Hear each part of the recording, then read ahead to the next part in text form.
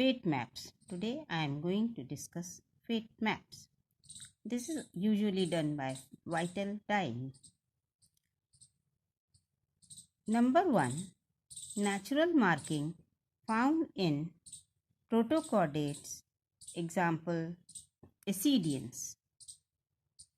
Number 2. Artificial method or by vital dyeing method, oil red, Janus green, Bismarck brown, Nile blue sulfate. These are the dyeing methods. This is the portion showing oil red and Janus green.